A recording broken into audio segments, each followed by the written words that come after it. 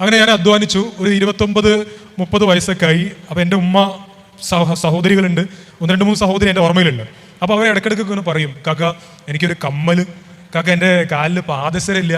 അപ്പോൾ ഉമ്മനോട് പറയാം. അപ്പോൾ ഉമ്മ വിളിച്ചിട്ട് പറയും, എടാ മൂത്തോളെ കയ്യിലുണ്ട്, ഇളവൻ്റെ കയ്യിൽ ഇളവളെ കയ്യിലില്ല, അപ്പോൾ അത് കൊടുക്കണം എന്ന് പറഞ്ഞു. അങ്ങനെ മൂത്തോക്കും ഇളവക്കും ഒക്കെ പാദസരം കൊടുത്ത്, കമ്മലും വാങ്ങിച്ചു കൊടുത്ത്, വളയും കൊടുത്ത്, വീട് ഒരു 3-4 സെന്റ് സ്ഥലം വാങ്ങി അവിടെ വീടുണ്ടാക്കി കൊടുത്ത്, സൗകര്യമാക്കി കൊടുത്ത്, കല്യാണം കഴിപ്പിച്ച്. അതിൻ്റെ ഇടയിൽ മൂപ്പർക്ക് 32-33 വയസ്സായി. അദ്ദേഹം പറയണം എന്താണെന്നറിയോ? അത് പറയുന്ന സമയത്ത് എൻ്റെ ഉമ്മ എന്നോട് ഒരൊറ്റ ചോദ്യം ഒന്ന് ചോദിച്ചിരുന്നു, എനിക്ക് സന്തോഷം വരുന്നത്. എന്താണെന്നറിയോ? മോനെ, അനക്കൊരു പെണ്ണ് കിട്ടണ്ടേ, നിനക്കൊരു കല്യാണം കഴിക്കണ്ടേ?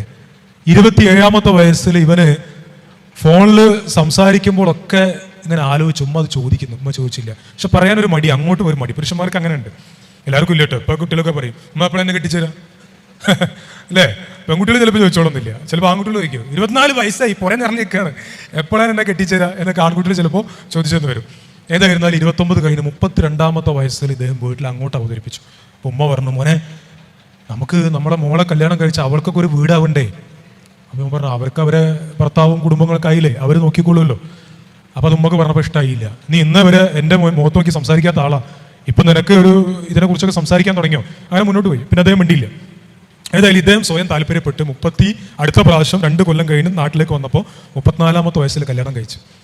കല്യാണം കഴിച്ചപ്പോൾ അദ്ദേഹത്തിന് സന്തോഷം എന്താ? ഇത്രയും കാലം കുടുംബത്തിന്, അതിൻ്റെ അർത്ഥം ഇപ്പോഴും ഇല്ല എന്നല്ല, കുടുംബത്തിന് വേണ്ടിയൊക്കെ അവസരം ഒരുക്കി. അങ്ങനെ സന്തോഷത്തോടു കൂടി ജീവിക്കണം. എപ്പോൾ പെണ്ണ് കിട്ടിയോ അന്ന് മുതൽ മൂപ്പരെ സന്തോഷം പോയി. പെണ്ണിനെ കൊണ്ടല്ല കേട്ടോ.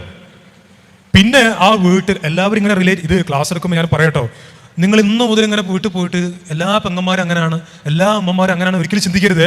ആ ഒരു പെർട്ടിക്കുലർ സ്റ്റോറിയിൽ മാത്രമാണ്, അവിടെ മാത്രമായിട്ട് നിങ്ങൾ ചുരുക്കി കാണണം. ഓക്കെ?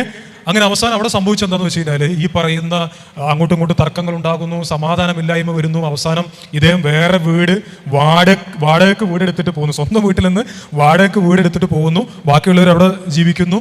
അങ്ങനെ അകന്ന് നിൽക്കുന്നു. അദ്ദേഹം പറയാണ്, ഒന്ന് സ്വസ്ഥമായിട്ട് നാട്ടിൽ ജീവിക്കണം എന്ന് ആഗ്രഹിച്ചിട്ട് അതിന് പോലും പറ്റുന്നില്ല. എന്നിട്ട് അവസാനം അദ്ദേഹം പിന്നെയും വിദേശത്തേക്ക് തന്നെ പോവുക. എന്തിനു വേണ്ടിയിട്ടെന്നറിയോ? ആ ഫോൺ കോളും പരാതി പറച്ചിലെങ്കിലും കുറയല്ലോ, അതെങ്കിലും വിചാരിച്ച് മുന്നോട്ട് പോകുകയാണെന്ന്. ഞാൻ നിങ്ങളെ വേദനിപ്പിക്കാനോ മറ്റൊന്നല്ല സൂചിപ്പിച്ചത്, മറിച്ച് കുടുംബത്തിൽ ഇങ്ങനെ ഒരാൾ കഷ്ടപ്പെട്ടിട്ടുണ്ടാവും. ആ കഷ്ടപ്പാടിൻ്റെ വേദന തിരിച്ചറിയാനും അഭിനന്ദിക്കാനും നമുക്ക് സാധിക്കേണ്ടതുണ്ട്.